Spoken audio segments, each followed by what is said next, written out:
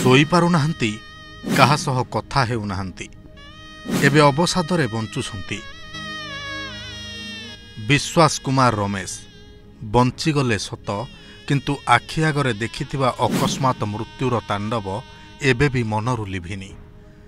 ସାଧାରଣ ମଣିଷଟିଏ ଯେପରି କିଛି ଛାତିଥରା ଘଟଣାକୁ ଦେଖିଦେଲେ ରାତିରେ ବିଳିବିଳେଇବା ହେଉ ବା ଅବାକ ହୋଇଯିବା ମନସ୍ତତ୍ତ୍ୱ ବିଜ୍ଞାନରେ ଉଲ୍ଲେଖ ଅଛି, ଠିକ୍ ସେହିପରି ଅହମ୍ମଦାବାଦ ବିମାନ ଦୁର୍ଘଟଣାର ଭୁକ୍ତଭୋଗୀ ବିଶ୍ୱାସ ଏବେ ମାନସିକ ଅବସାଦର ଶିକାର ହୋଇଛନ୍ତି। ଏବେ ବି ସେହି ଦୁଃଖଦ ଦରଦଭରା ଅଙ୍ଗେନିଭା ଦୁର୍ଘଟଣାର ଚିତ୍ର ତାଙ୍କ ମାନସିକ ସ୍ୱାସ୍ଥ୍ୟକୁ ପ୍ରଭାବିତ କରିଛି।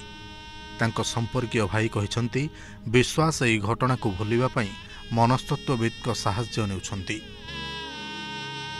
ଜୁନ୍ 12ରେ ଅହମ୍ମଦାବାଦ ଏୟାର ଇଣ୍ଡିଆ ବିମାନ ଦୁର୍ଘଟଣା ଯେତେବେଳେ ସାରା ଦେଶରେ ଏକ କଳଙ୍କିତ ବିପର୍ଯ୍ୟୟର ସାକ୍ଷୀ ପାଲଟିଗଲା, ସେତେବେଳେ ପ୍ରିୟଜନଙ୍କୁ ହରାଇଥିବା ମଣିଷ ଆଉ ନିଜେ ଆଖି ଆଗରେ ଦେଖିଥିବା ଲୋକର ମାନସିକତା ସ୍ୱାଭାବିକ ହେବା ନିହାତି କଷ୍ଟକର।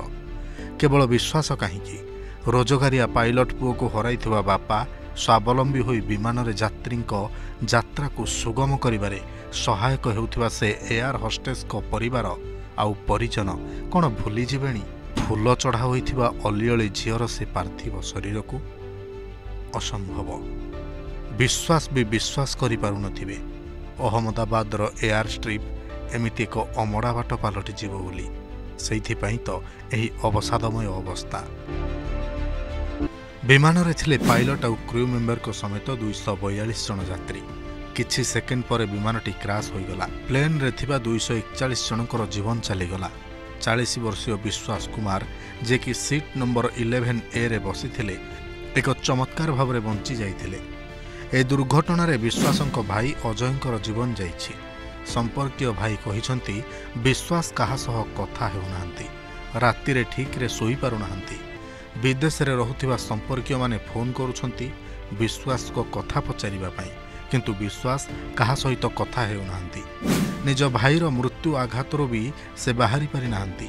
ସେ ଏବେ ବି ଲଣ୍ଡନ ଫେରିବା କଥା ଭାବୁନାହାନ୍ତି। ତାଙ୍କର ଏବେ ଚିକିତ୍ସା ଚାଲିଛି। 17 ଜୁନ୍ରେ ବିଶ୍ୱାସକୁ ହସ୍ପିଟାଲରୁ ଡିସଚାର୍ଜ କରାଯାଇଥିଲା।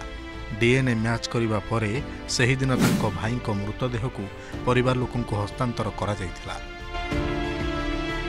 ଗୋଟିଏ ଦୁର୍ଘଟଣା ଅନେକଙ୍କ ଜୀବନ ପାଇଁ ପାଲଟିଗଲା ଅନ୍ତିମ ଯାତ୍ରା।